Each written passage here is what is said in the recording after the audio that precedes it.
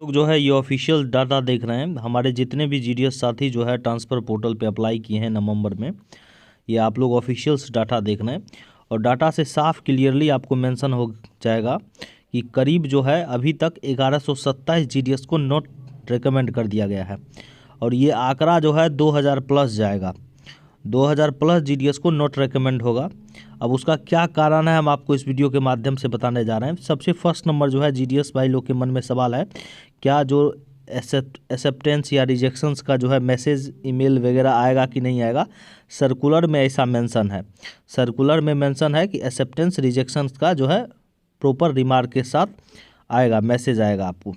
ठीक है, तो आज तक वेट कर लीजिए। आज जो है वेरिफिकेशन पूरी तरह से कंप्लीट हो जाएगा। कल जो है अगर आने का होगा तो एसएमएस ईमेल आ जाना चाहिए। अगर आपको पता करना है तो जो डाक सेवक हैं एबीपीएम है वो अपने मेल ओवरसीयल से एसडीआई से संपर्क करके रिजेक्शंस का रीज़न पूछ सकते हैं, नॉट रिकमेंड का रीज़न पूछ सकते हैं। और जो बीपीएम लोग हैं डिविजनल हेड से संपर्क करेंगे डिवीज़न ऑफिस में, तो वहाँ से पता चल सकता है कि रिजेक्शंस का क्या कारण है। ठीक है, ये मैनुअली आप पूछ सकते हैं। अब देखिए यहाँ पे रिजेक्शंस का नॉट रिकमेंड का मुख्य क्या कारण है। मुख्य ये कारण है कि आपको पता है कि रेगुलर वैकेंसी चल रहा है, शेड्यूल 1, शेड्यूल 2, स्पेशल ड्राइव, फिर यहाँ पे 24 में भी वैकेंसी चल रहा है, लगातार वैकेंसी चल रहा है। तो मामला क्या हो रहा है कि गवर्नमेंट का जो है या डीओपीटी का, डिपार्टमेंट ऑफ पोस्ट का ज़्यादा जोर रहता है 10th के मार्कशीट पे कि 10th का मार्कशीट जल्द से जल्द वेरिफिकेशन कीजिए, फर्जी नहीं है। ठीक है, उसको तो वो लोग डिजी लॉकर से वेरीफाई कर लेता है और जिसका नहीं डिजी लॉकर पे दिखता है उसको जो है या डाउट दिखता है उसको मैनुअली भेज देता है। लेकिन बहुत लोगों का कास्ट सर्टिफिकेट भी डिजी लॉकर पे अवेलेबल नहीं है।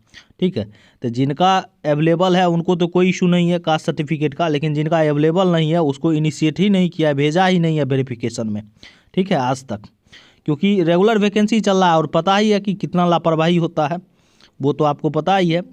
और उसके बाद देखिए सबसे मुख्य कारण हो रहा है पुलिस वेरिफिकेशन का।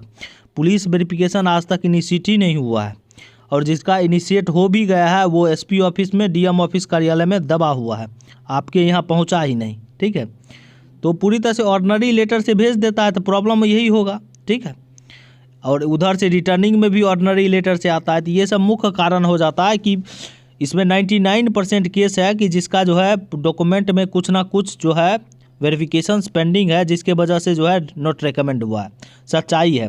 और एक मामला ये भी प्रकाश में आया है कि जिस मान लीजिए कि एक बीओ है उसमें 3 जीडीएस हैं या 2 जीडीएस हैं, सभी दोनों ने अप्लाई कर दिया। ठीक है, एक मामला तो मुझे और भी मिला है कि 2 जीडीएस थे एक ही बीओ में, दोनों को रिकमेंड कर दिया है। तो वो सब अपने डिविजन्स के ऊपर डिपेंड करता है, कैसा है डिविजनल हेड, कैसा है सब डिविजनल हेड, इस प्रकार से है।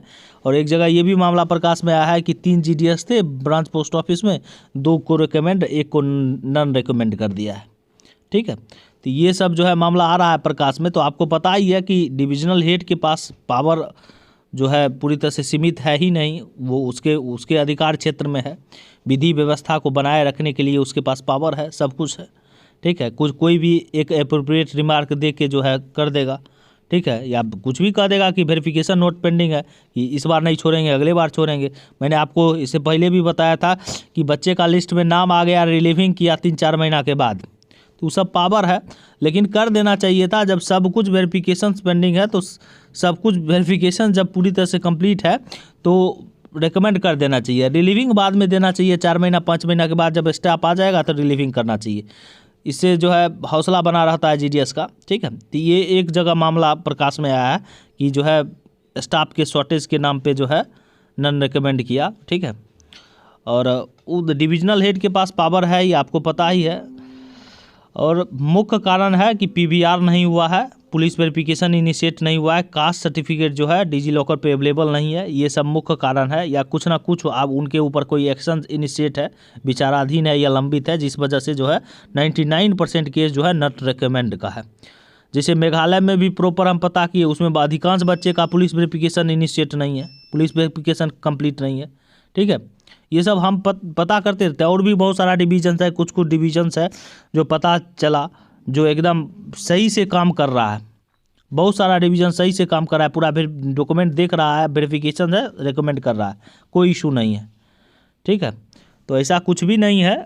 अगर अभी भी अगर आप चाहते हैं कि ट्रांसफ़र अगले बार हो जाए, पोर्टल जब भी खुले तो अभी भी सुधर जाइए और लग जाइए, पता कीजिए कि आपका कौन कौन सा वेरिफिकेशंस पेंडिंग है, ठीक है। तो आप वहाँ से करवाइए, इनिशिएट करवाइए और वेरिफिकेशंस करवाइए, जिससे कि आपका ट्रांसफ़र हो पाए। नहीं तो सोइए रहिएगा, ट्रांसफ़र नहीं होगा। ये पूरी तरह से समझ लीजिए आप लोग। अगर ट्रांसफ़र चाहिए तो पूरा वेरिफिकेशंस कंप्लीट करवाइए। Thank you.